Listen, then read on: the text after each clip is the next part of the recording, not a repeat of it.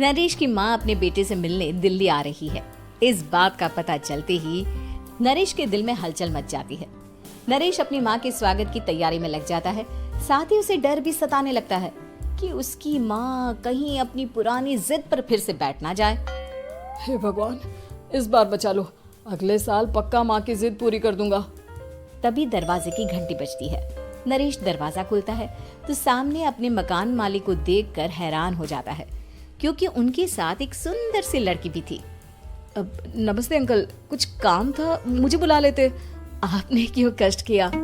अरे नहीं नहीं, इसमें कष्ट कैसा। मैं तो बस तुम्हें रीना से मिलवाने आया था।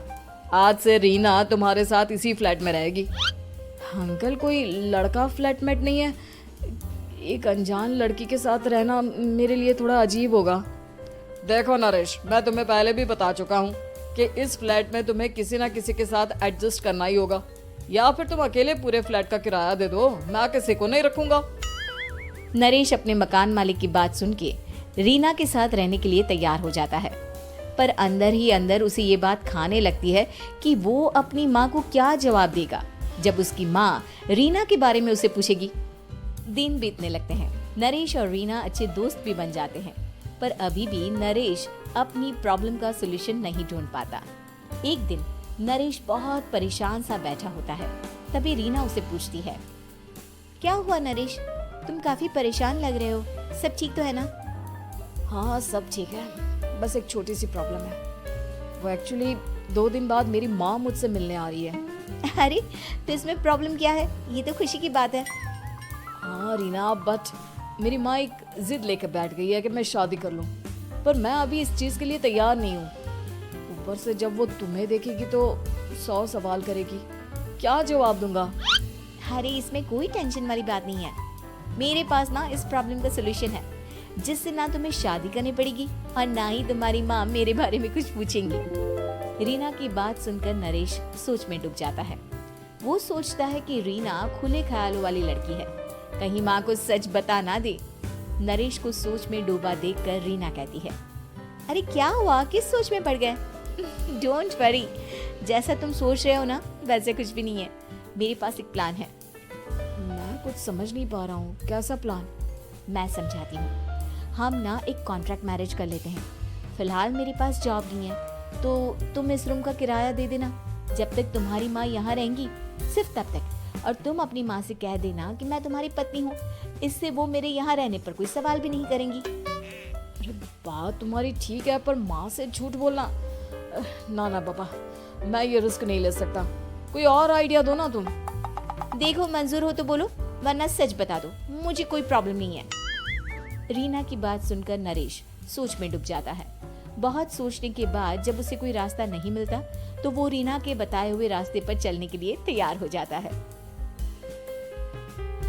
वो रीना से बात करता है और अपनी माँ की पसंद और नापसंद के बारे में बताता है।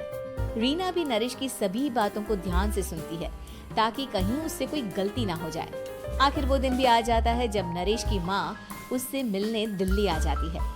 नरेश अपनी माँ को फ्लैट पर लेकर जाता है। जैसे ही नरेश की माँ फ्लैट के अंदर जाती है, रीना उसके पैर छू लेती है। ये देखकर नरेश की माँ थोड़ी घबरा जाती है और नरेश से पूछती है, अरे बेटा नरेश, ये कौन है? माँ ये आपकी बहू रीना है। माफी चाहता हूँ, सब कुछ इतनी जल्दी में हुआ कि आपको बता ही नहीं पाया, इसलिए सोचा कि क्यों ना आपको सरप्राइज दिया जाए। अरे बेटा, मैं तो बस तेरा घर बसा हुआ देखना चाहती थी। हाँ, बहुत अरमान थे अपनी इकलौती बेटी की शादी को लेकर, लेकिन कोई बात नहीं, शायद किस्मत को यही मंजूर होगा। ये कहते ही नरेश की माँ रीना को गले लगा लेती है। रीना बेटिया, मेरा बेटा ना थोड़ा नादान है, पर तुम काफी समझदार लगती हो, और मैं जानती हूँ कि तुम इसका बहुत अच्छे से ध्यान रखोगी। माँ आप चिंता मत कीजिए, मैं सब संभाल लूंगी। नरेश की माँ अपने बहू और बेटे के साथ खुशी खुशी रहने लगती है। दिन बीतने लगते हैं। नरेश की माँ और रीना का रिश्ता बहुत मजबूत होता चला जाता है। वो दोनों सारा दिन एक साथ रहती और खूब बातें करती। इधर साथ रहते रहते नरेश और रीना भी एक दूसरे से प्यार करने लगते हैं। दोनों को इस बात का एहसास हो जाता है, फिर भी वो इस बात को छुपा कर ही रखते हैं। एक दिन नरेश की माँ और रीना शादी के बारे में बात करने लगते हैं। रीना बिटिया, ये तो नरेश ने मुझे बिना बताए शादी कर ली, वरना मैं तो अपनी इकलौती बेटी की शादी इतनी धूमधाम से करती कि सारी दुनिया देखती रह जाती।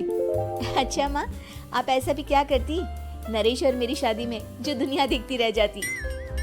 अरे बिटिया, एक माँ के अरमान तुम अभी नहीं समझोगी। मैं तो अपनी बहू को एक रानी की तरह लेकर आती और शादी भी बिल्कुल शाही अंदाज में करती, पर मेरे तो सारे अरमान ऐसे ही रह गए। खैर, मुझे तो अपने बेटे और बहू की खुशी चाहिए बस। ये कहते हुए नरेश की माँ की आंखों में आंसू आ जाते हैं।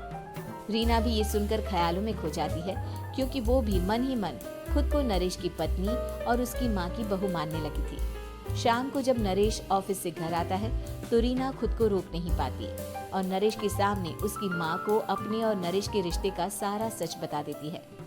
रीना की बात सुनकर नरेश की माँ दोनों से बहुत नाराज हो जाती है और घर वापस जाने की बात करने लगती है।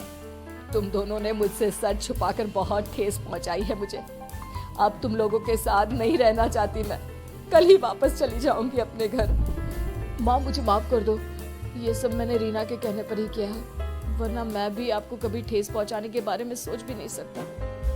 हाँ माँ, हमने ये सिर्फ आपका दिल रखने के लिए किया, प्लीज हम दोनों को माफ कर दीजिए। तुम दोनों ने मेरे अरमानों के साथ खिलवाड़ किया है, और वैसे भी मुझे अपने बेटे के लिए एक अच्छी लड़की ढूंढनी है, इसलिए मेरा यहाँ से जाना ही बेहतर होगा। माँ की ये बात सुनकर रीना खुद को रोक नहीं पाती। माँ, क्या मैं आपके घर की बहू बनने लायक नहीं हूँ? रीना की बात सुनकर नरेश हैरान रह जाता है। नरेश की माँ भी कुछ समझ नहीं पाती। मैं कुछ समझी नहीं, आखिर तुम कहना क्या चाहती हो? माँ, मैं वो नरेश से बहुत प्यार करती हूँ और साथ ही साथ मैं आपको भी अपनी माँ मान बैठी हूँ। आज जब आपकी बातें सुनी तो खुद को रोक नहीं पाई, इसलिए सारा सच आपको बता दिया। रीना की बात सुनकर नरेश की माँ की आंखों में आंसू आ जाते हैं और वो अपने बेटे नरेश और रीना को गले लगा लेती है। मेरे घर की बहू तो सिर्फ रीना बिटिया ही बनेगी। मैं आज ही तुम दोनों की शादी की तारीख निकलवा दूंगी, बस एक बार तुम्हारे घर वाले मान जाए। उसी दिन रीना के माता पिता भी उनके फ्लैट पर आ जाते हैं। दोनों परिवार आपस में बैठकर बातें करते हैं और शादी के लिए राजी हो जाते हैं। रीना भी कॉन्ट्रैक्ट फाड़ देती है और कहती है, सही मायने में मैं अब बहू बनूंगी, अब तक तो सिर्फ कॉन्ट्रैक्ट वाली बहू थी।